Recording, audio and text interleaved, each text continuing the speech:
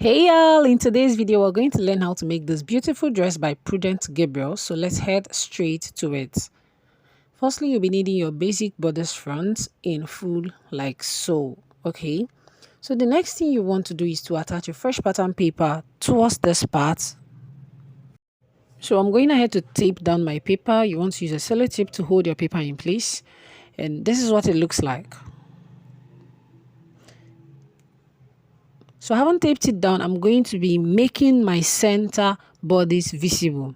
Kind of your center front, okay? You want to make it visible up until the fresh pattern paper that you just added.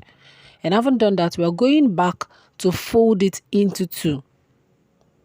Okay, following the lines. I'm going to be folding it into two. So make sure your line is at the center. So I haven't folded it. This is what we have right now. Now the next thing I'm going to do is on top of your shoulder towards the neckline, you want to go upwards by 1 inch.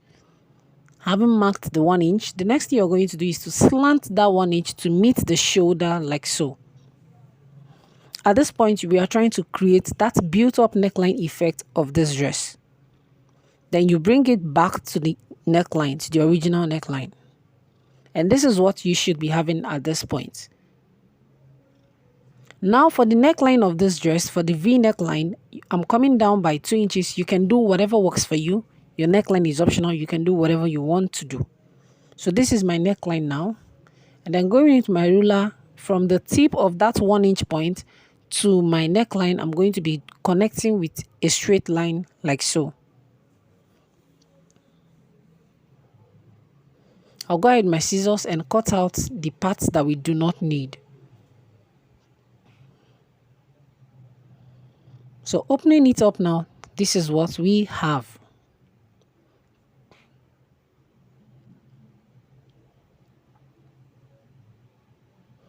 The next thing I'm going to do is to get my sleeve. You want to make sure you're attaching the front to the front side. The reason for this is we want to get that cape effect. Okay? We want to get it. So I went ahead to use my sellotape to tape down the sleeve. Remember, it's front sleeve to your front bodice. I went ahead to use my sellotape to hold it down to the front bodice like so. Now, you see that there's a part of the sleeve that went upwards towards the shoulder region. So I'm adding fresh pattern paper to get that effect, to achieve that effect. I added a fresh pattern paper like so to this part of my pattern. Then I want to make my center visible. Okay, I just need to make my center visible because I'll be needing it while we draft this pattern. So having done that, this is what your pattern should be looking like at this point. Now the next thing I'm going to do is at my center sleeve. So at the center sleeve, I'm coming upwards by 1.5 inches to get that effect that looks like the cape is standing.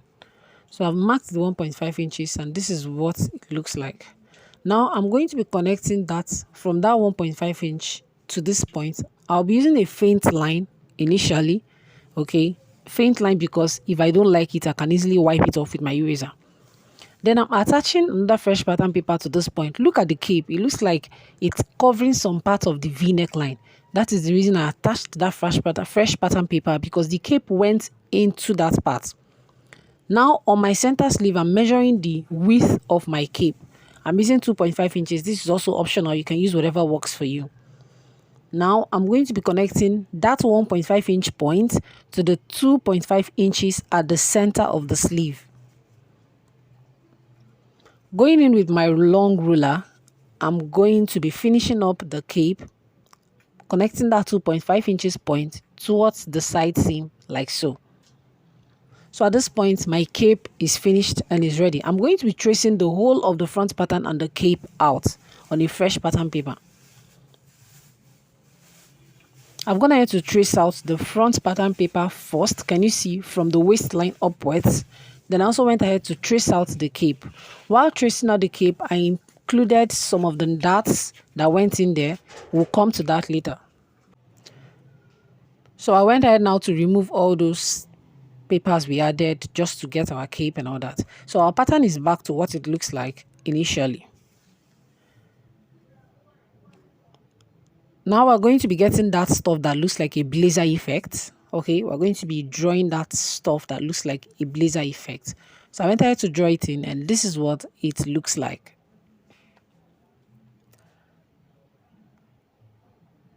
So I'm also going ahead to impute the armhole princess seam, because if you check that blazer effect, the side of it, it has an armhole princess dart. So we went ahead to include that. And then we're going to be tracing this pattern out. We're going to be tracing this part of this pattern out.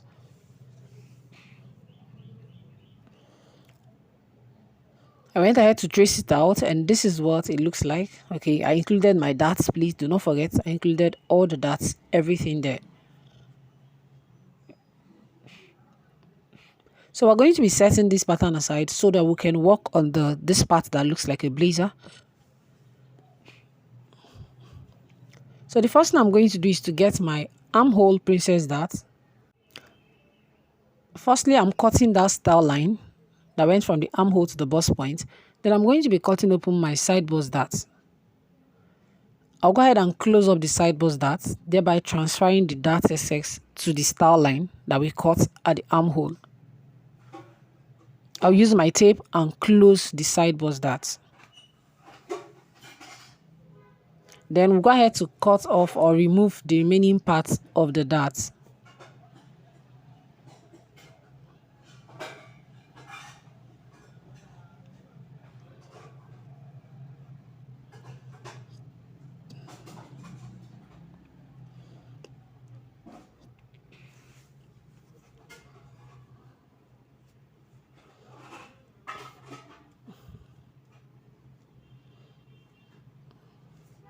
So this is what the blazer pattern should look like. Okay, this is what it should look like. Now back to the original pattern. You know that there's a joining on the waistline of this dress. If you look closely, there's a joining. So now you want to separate your upper bodice from your lower bodice. So we'll just set the upper bodies aside so we can I'll show you how to work on the lower bodies. There's nothing going on the lower bodies, so all you have to do is just cut your dart open. Nothing is going on the lower bodies, so just cut your dart open and mark it on your fabric as you're transferring the pattern to the fabric, and of course stitch it up. I'm going to be doing that here also.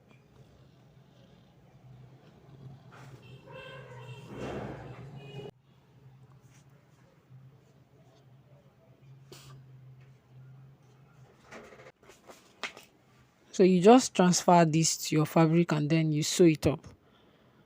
I'm going to close that up using my cello tape, and this is just that for the lower part of the front, lower bodies of the front. That's just all. Then back to the upper bodies of the front. You remember the patterns that we traced out? This is what it looks like. So you just attach the cape there. Now I'm going to be showing you how to do those pleated designs on the cape. Okay, I did it in one of my tutorials that was inspired by Vicky James, and some persons were asking, how did you do that? How did you do that? So I'm going to be explaining that again in this tutorial. Now you have your cape pattern. Those darts that went into the cape pattern, there's no need closing them up, okay? Needless, there's no need closing it up. You want to cut long straps of fabric. Make sure your cape is straight. It's not curvy. So you want to cut long straps of fabric that are longer than your actual cape length. Cut long straps of fabric that are actually longer than that cape length. Enough for you to form that pleat so that it can cover up the cape with the width of your cape. So having done that, the next thing you're going to do is you want to fold your fabric into two like so. So one side of it is neatly, finished. You understand what I'm doing right now, right? So you're going to be folding it like so, like that. Then after folding, you're going to be placing it on your cape. Sorry, not like this. Turn it around. Let that finished effect be on that part. Then, of course, you stitch down the other part on top of the cape. Please, you want to duplicate that cape into two. One will serve as your lining. One will serve as the one you're using as your base. So you see this part I'm taping down. You're going to be sewing it. You're going to be running a straight stitch on top of that part all the way along that cape. So make sure you have that little line left, that little space left there. And also make sure the cape is covering it. Or sorry, the strap fabric, whatever is covering it. You also get another one. Fold your fabric into two. like so. Fold your strap fabric like so. Place it. Make sure it's covering the part where you stitched the first one. So you keep doing this. This is what you keep doing till you cover up the whole base of your cape. And at this point, I was done doing this. I've covered up the whole of the cape.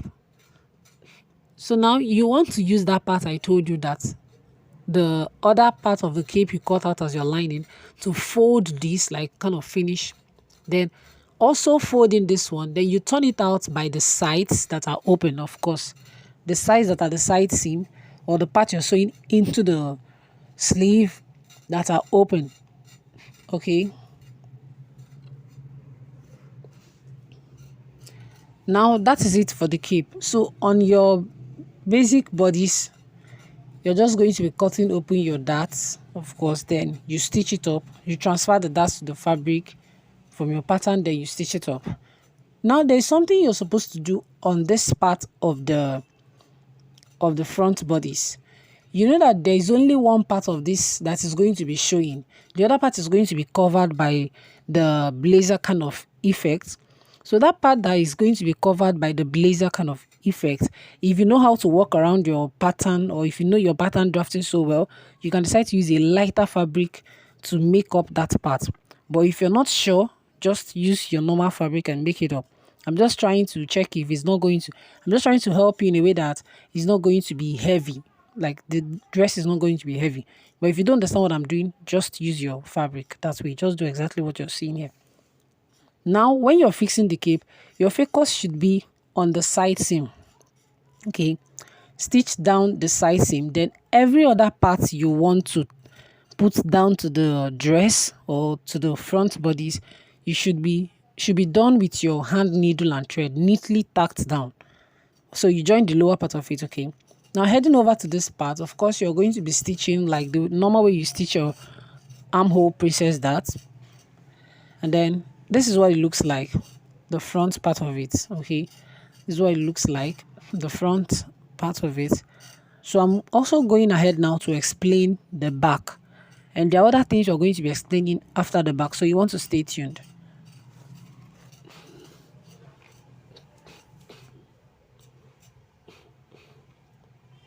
So now for the back, you need just one side of your back bodice. And then we're going to be attaching a fresh pattern paper towards the neckline like so, because we still want to get a built-up neckline for the back. At the tip of the shoulder, you want to go upwards by 1 inch. Then connect that 1 inch to your shoulder line. Okay, firstly, I just made a fent line that is straight towards the 1 inch. Then I used a curved line to connect it to the shoulder like so. Then from there back to the neckline of the back.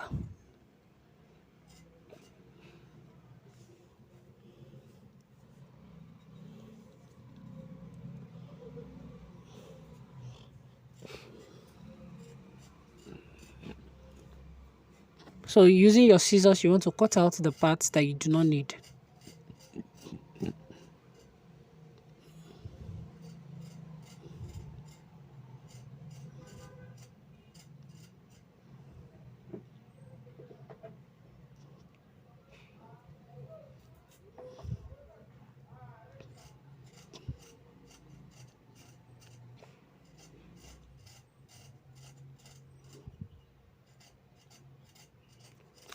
So this is what your basic back should look like.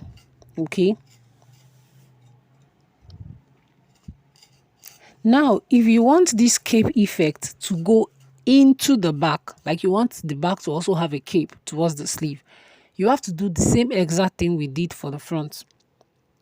The way we got the cape for the front, you also have to do same exact thing for the back. But then if you do not want the cape to go into the back, just as I will do in this tutorial, my cape will not go into the back. All you have to do is just maintain what you did for the front, then cut your sleeve into 2 from the center, so that that cape, you can stitch it into the center sleeve of the front before attaching the back of the sleeve, right, for the part that you have the cape. You have to cut the sleeve into two from the center. I hope you understand that. So that is technically the way it is for this tutorial. I'm not going to be making the sleeve to go in, the cape, sorry, to go into the back. Now you have to cut the back from the waist, like so, separate the upper bodies from the back, from the lower bodies on the waistline. Then you cut open the darts. So that's basically it for the back bodies. This is what your back bodies should look like.